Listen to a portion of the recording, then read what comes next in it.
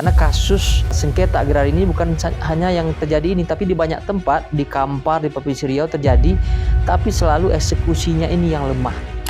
Maka nanti kita dorong pemerintah daerah, bila perlu kita siapkan anggaran agar kasus-kasus agraria seperti ini ada anggaran yang disiapkan untuk proses eksekusi.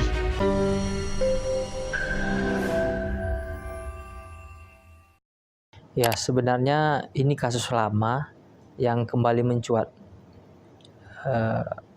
karena secara legalitas masyarakat sudah memenangkan gugatan pada tahun 2014 yang lalu. Tetapi selalu jika bicara kita kasus perdata ini, kita lemah di sisi eksekusinya. Karena eksekusi ini kan membutuhkan anggaran yang juga cukup besar. Nah, dalam hal ini eksekusi tentu dilakukan oleh negara melalui KLHK atau Kementerian Kehutanan. Nah, kendalanya selalu terkait anggaran karena akan membutuhkan sumber daya yang cukup besar untuk melakukan eksekusi lahan tersebut.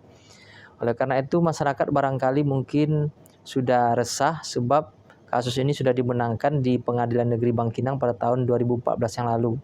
Nah, terhitung hingga saat ini sudah 7 tahun ya, belum ada tindak lanjut dari gugatan tersebut. Dan bahkan masyarakat sudah melayangkan kembali gugatan pada beberapa waktu yang lalu. Nah, ini kembali menghangat barangkali karena memang kondisinya saat ini lahan tersebut di atasnya berdiri perkebunan sawit. Nah, secara ekonomis sawit kan lagi primadona saat ini, harganya cukup menjanjikan. Nah, kembali lagi hangat isu ini dengan terjadinya demonstrasi oleh masyarakat bersama beberapa orang tokoh masyarakat, bahkan didukung juga oleh tokoh-tokoh adat atau Datuk Bosou namanya, nenek mama di daerah Kepau Jaya. Lahan ini awalnya merupakan ulayat, tapi dia berada di kawasan hutan dan luasnya lebih kurang 15.008 hektar gitu. Dan di antara lahan itu ada ulayat yang diklaim oleh masyarakat merupakan tanah ulayat dari persukuan mereka. Nah, mulailah proses ini berjalan dan pada saat itu 2014 itu dimenangkan lagi gugatan oleh masyarakat dengan dibantu oleh salah satu NGO lakukan gugatannya dan dimenangkan oleh pihak masyarakat. Tetapi untuk melakukan eksekusi hingga saat ini belum dilaksanakan.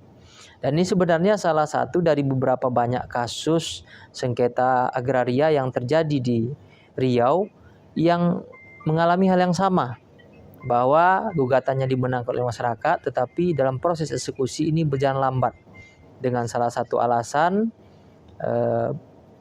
pendanaan dia belum ada. Barangkali ini juga mesti jadi perhatian pemerintah daerah.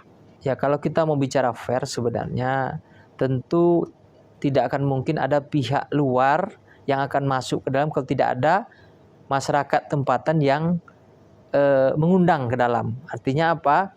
Kenapa proses lahan ini bisa dikuasai oleh Suryanto atau alias Ayau ini dan dibangun perkebunan sawit? Ini juga informasinya juga bermacam-macam. Di satu sisi ada beberapa pihak masyarakat, bahkan Pak Kepala Desanya mengklaim ini prosesnya sudah dilalui dengan cukup baik. Tapi ada pihak lain, persukuan yang merasa mereka dirugikan. Jadi kalau kenapa Suryanto alias Ayau ini bisa menguasai, karena memang ada proses transaksi antara masyarakat dengan yang bersangkutan. Maka terjadilah transaksi lahan ini, dibangunlah oleh Ayau perkebunan sawit. Tetapi dalam hal ini di sisi lain ada pihak-pihak persukuan yang merasa dirugikan dengan transaksi ini. Nah, ini juga kami sedang mendalami bagaimana sebenarnya posisi lahan ini. Karena informasi dari kepala desa katanya nggak ada masalah. Tapi informasi dari masyarakat, persukuan dari Datuk Bosou ini, mereka mengatakan ini belum selesai. Belum ada titik terang antara persukuan mereka dengan pihak Suryanto atau Ayau tersebut. Ya, jadi kalau bicara tanah ulayat ini sebenarnya kekuatan hukum kita terhadap advokasi kita terhadap tanah ulayat ini belum kuat.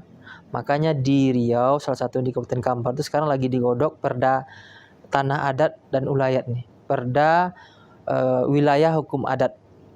Jadi nanti ini bagaimana otoritas ulayat ini bisa diakui oleh pemerintah daerah melalui perda tersebut. Karena selama ini agak rancu nih.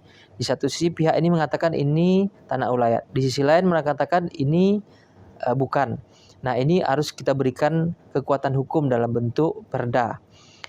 Dan tadi disampaikan kenapa ini terjadi. Ya, investor dalam hal ini barangkali Suryanto atau Ayo ini kan bagian dari investor yang datang ke desa tersebut, desa Bulu Nipis dan Kepau Jaya ini mencari lahan untuk dibangun perkebunan kelapa sawit. Nah, transaksi tidak akan terjadi kalau tidak ada pihak desa, dalam hal ini barangkali entah kepala desa, nenek mama, atau ada oknum-oknum yang mengklaim ini lahan yang mereka kuasai. Terjadilah transaksi dengan pihak Suryanto atau Ayo ini. Tetapi di sisi lain ada pihak yang merasa dirugikan juga karena mereka tidak mendapatkan bagian yang adil atas terjadinya transaksi ini. Maka lama-kelamaan karena ini dibiarkan, kalau di persukuan itu ada namanya anak kemenakan. Anak beranak pinak, lahir, cucu, apa segala macam, inilah disebut anak kemenakan yang menuntut hak mereka. Nah, dalam hal ini tentu kalau kita bicara ini kan bicara hukum. Kita tidak bicara dalam posisi berpihak kemana, tapi secara hukum siapa yang lebih otoritasnya lebih kuat terhadap posisi ini. Kalau kita lihat gugatan yang sebelumnya tahun 2014 itu sudah mereka menangkan, tetapi eksekusinya dari KLHK sendiri belum ada sampai hari ini. Dan ini bukan hanya kasus ini yang terjadi, di banyak kasus gugatan perdata ini selalu lemahnya di eksekusinya ini. Karena pemerintah beralasan mereka tidak punya anggaran untuk mendatangkan pihak pengadilan, terus mendatangkan orang banyak untuk melakukan eksekusi lahan tersebut. Ya, sampai hari ini saya selaku anggota fraksi Golkar di DPR Kabupaten Kampar, ini yang sedang kita dalami.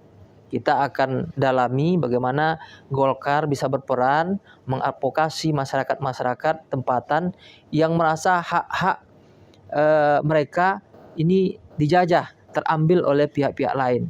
Di satu sisi investor itu baik, tapi ketika mereka tidak mengakomodir kepentingan masyarakat jelata, masyarakat rakyat tempatan, saya selaku anggota fraksi Golkar akan maju memperjuangkan ini bagaimana supaya Golkar bisa menjadi garda membela hak-hak masyarakat ini.